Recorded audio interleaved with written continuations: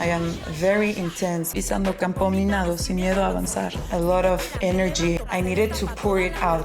Y pisando firme, voy al frente con un arsenal. Always trying to channel that into art and music. They offered me whatever they could offer. Everything.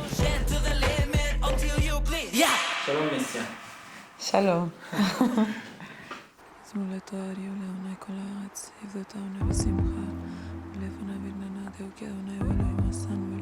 I was born in Mexico City. I had a busy life there. I was not comfortable in school.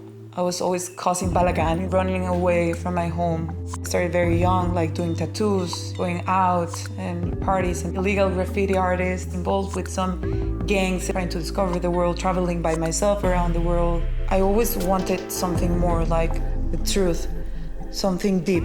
I always looked for something deep and real. On the other side, I was just doing things that didn't make sense. So I felt that I was constantly in a battle with myself. We're between those sides, trying to find always a light in the darkness. I just feel trapped. Wanted to come out from that place, and it was desperate. Music was my way to communicate. I always worked with characters. Alter egos, an alter ego. Last album I worked with a character. She was a soul that came down into a body, and she was trying to be herself and to shine her light. But the place where she was didn't let her be her true self. So the first time I came to Israel, I was like 20 years old. I just wanted to travel the world, and I felt that I wanted to come to Israel without a reason or purpose. For me, it was just like fun, entertainment. I didn't know where I was standing on. One night I had a dream, darkness around me, but a beautiful darkness. It was quiet. In front of me, I see Hebrew letters, and they are shining light. I didn't know Hebrew letters. I didn't have contact with Hebrew letters before. In my dream, I just knew.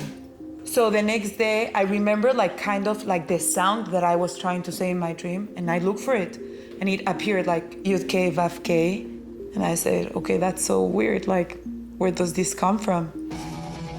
That moment of my life I was having a hard time. Everything. We were about to record my last album. I left my mom's house. I was trying to find a place to live.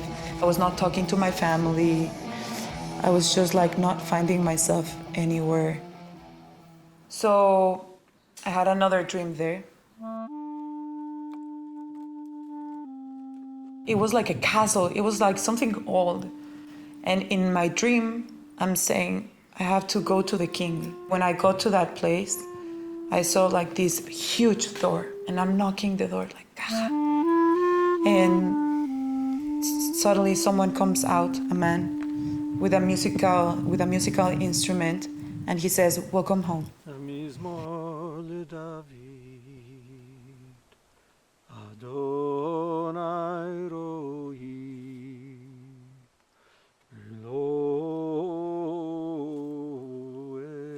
I had a teacher. She converted to Judaism. I called my teacher and I said, I had this dream.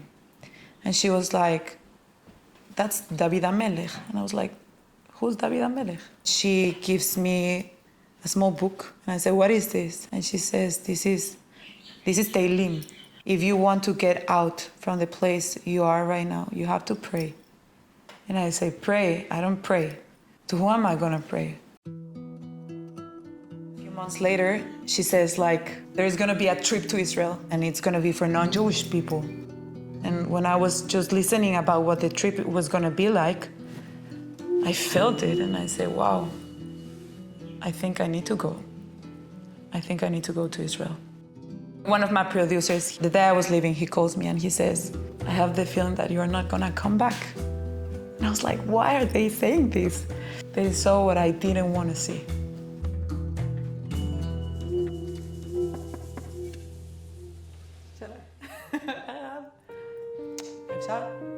The last day of that trip was the most powerful day of my life.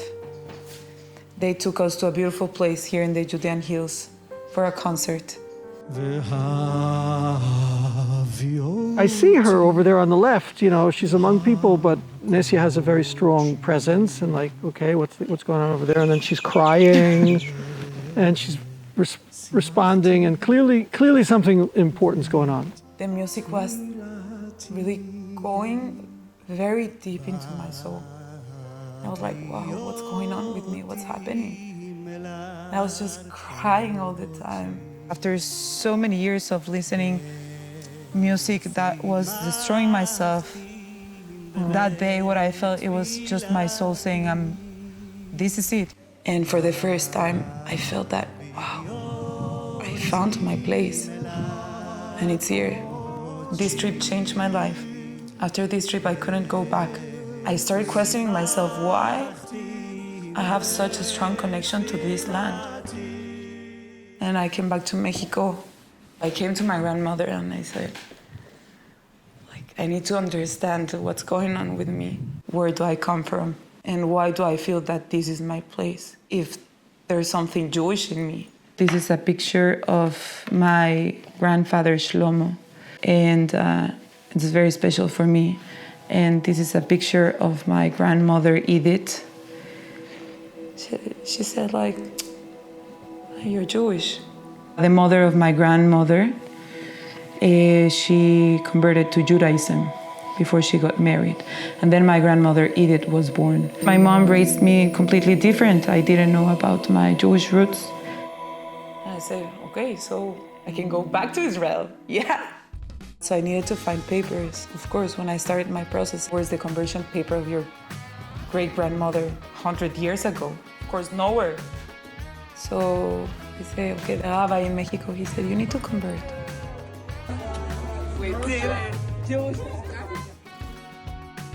So finally, I got myself a ticket, one-way ticket to Israel.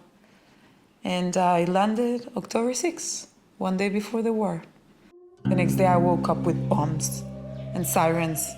And I was like, what is this? And the whole day, it was Shabbat, it was Simchat Torah. We were in a bomb shelter. And I was like, oh, this is serious. And in that moment, I felt that everything that I went through in my life made sense. For the first time, I knew that the battle that I was fighting, an internal battle that helped me to be stronger, it had a purpose, to be here.